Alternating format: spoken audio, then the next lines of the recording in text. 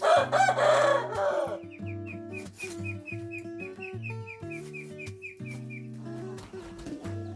าใหม่เลยเด้อนี่เด้อ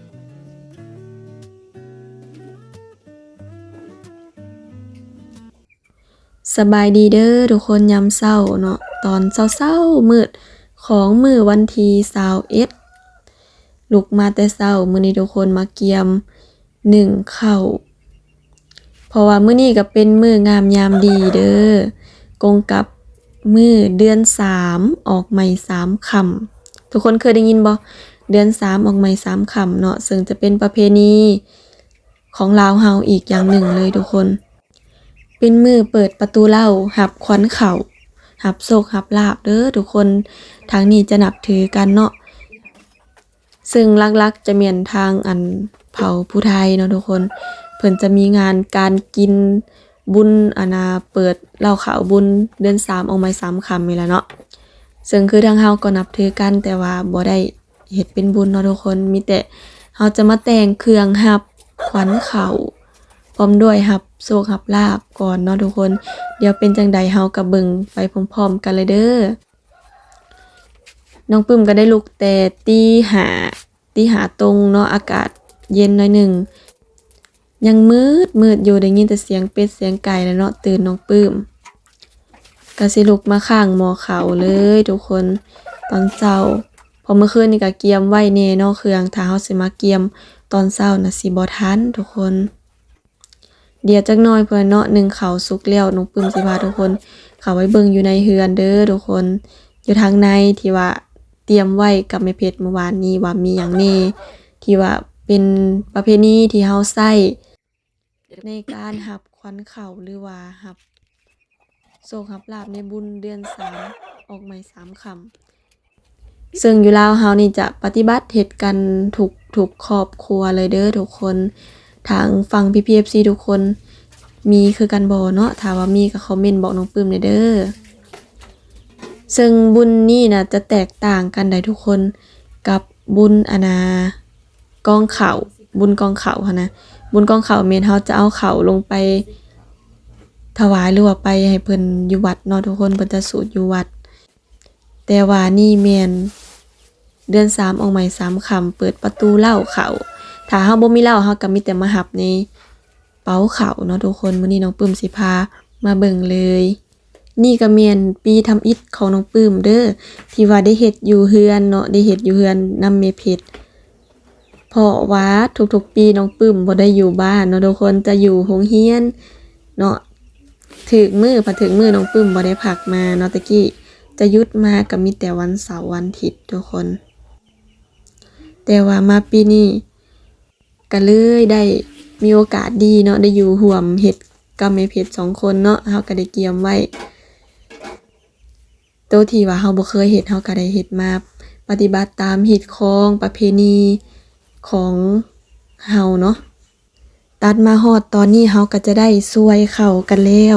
เอิ้นว่าซวยเด้อที่ว่าเอาใส่ผ้ากระโตกอันนี้เนาะเขาเอิ้นว่ากระด้งทุกคนอันนี้นะทางบ้านน้องปึ้มกันผ้าห้องสวยขาวๆนี่เด้ข้าวเฮานึ่งในมื้อนี้ก็เป็นข้าวใหม่ทุกคนตั้งแต่ได้ข้าวใหม่มาเนาะมื้อนี้ก็ได้มารับขวัญข้าวแล้วน้องปึ้มก็สิบอกทุกคนเลยเด้อว่าอันเฮ็ดนาปีนี้น้องปึ้มได้ข้าวจักกระสอบเนาะทุกคนคือตอนนั้นน่ะเฮาอัดถ่ายคลิปไว้แล้วบัดนี้ความจำเต็มแล้วน้องปึ้มผัดไปหลงลบคลิปนั้นออกไปเบิดเลยทุกคนยังเหลือแต่รูปภาพต้องขอโทษนะไม่หลายก็เลยบ่ได้บอกความเว้าตอนนั้นว่าสิมาบอกเนาะทุกคนน้องปึ้มได้ข้าวปีนี้ทั้งหมดแม่น26กระสอบเนาะทุกคนหรือว่า26กระสอบหรือว่า26กระสอบเนาะทุกคน26ซึ่งว่าแตกต่างจากปีกายนี่เนาะปีกายนี่เฮาได้ทั้งหมดอยู่35ไม่37ครึ่งพุ่นเลยเนาะทุกคน37ครึ่งปีกายนี่มาปีนี้ผัดรูปไปซะเนาะทุกคนปีนี้ก็เฮ็ดนายากแน่ตั้งแต่เฮาหว่านข้าวลงดินเนาะฝนตกตลอดเลยแล้วก็น้ำท่วมข้าวนี่ทุกคนข้าวก็เลยบ่อยากงามเท่าปีกายนี่ปานใดก็เลยเว้ากันว่าโอ๊ยปีหน้าแก่โตใหม่เนาะทุกคน ปีกายนี่ได้37ครึ่งเนาะ37กับครึ่งกระสอบ แต่ว่าตกมาปีนี้น่ะเฮาได้แต่26กระสอบให้ค่าเพิ่นปันก็เหลือแต่25 24ทุกคนนึ่งข้าวใหม่ขาวๆหอมๆเลยเด้อข้าวเหนียวหอมเลยนะทุกคนจะคือกลิ่นใบเตยนี่แหละข้าวใหม่นะเฮาก็จะแยก2ติ๊บส่วนติ๊บใหญ่แม่นติ๊บที่ว่าเฮากินปกติติ๊บน้อยแม่นเฮาจะไปใส่ในผ้าขาวหันเด้ทุกคนเห็นบ่ผ้าขาวทั้งข้างน้องปึ้มคือแม่นน้องปึ้มแต่งเตรียมไว้เลยตอนนั้นเนาะก็เลยบ่ทันได้ถ่ายแต่ถ่ายบัดเดียวทุกคนคนผู้เดียวน่ะมันหลายทางเวทางงูหั้นนะเดี๋ยวมันก็ยุ่งนี่ก็จะแม่นเครื่องหวายเนาะทุกคนที่ว่าเฮาเตรียมไว้เมื่อวานนี้เด้คำว่ามาเตรียมตอนเช้ายันบ่ทันเนาะจะมีหมักไหม้9อย่างเด้แล้วก็มีสินพื้นแพรว่า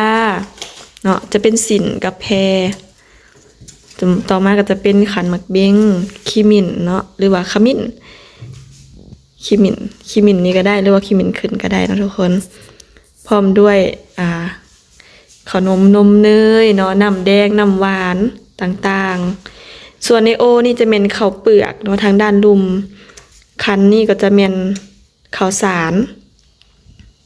พร้อมด้วยดอกไม้กระเป๋าเงินก็มีได้ทุกคน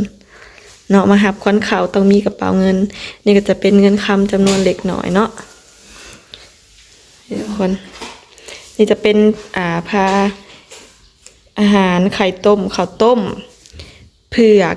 มันเนาะอันนี้เป็นข้าวต้มนี่ก็ไข่เนาะพร้อมด้วยขนม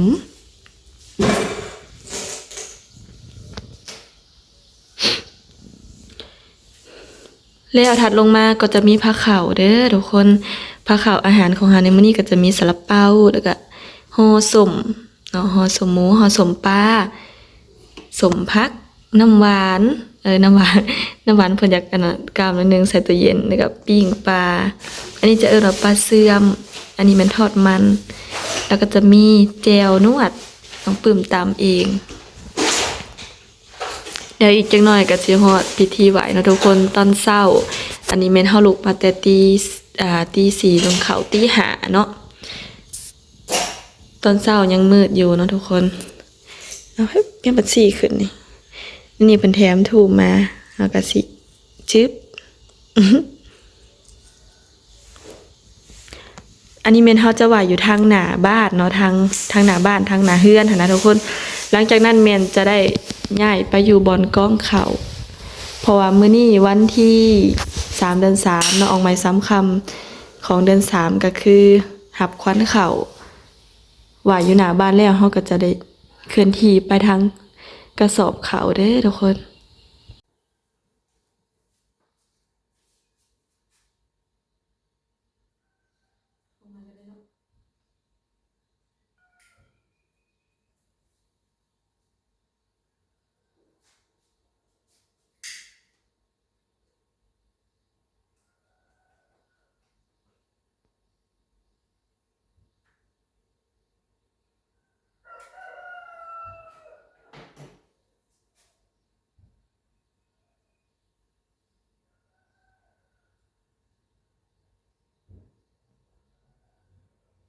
แล้วก็เอาไปใต้ที่เนาะมันสบายแล้วก็เอาให้เพิ่นกินนำ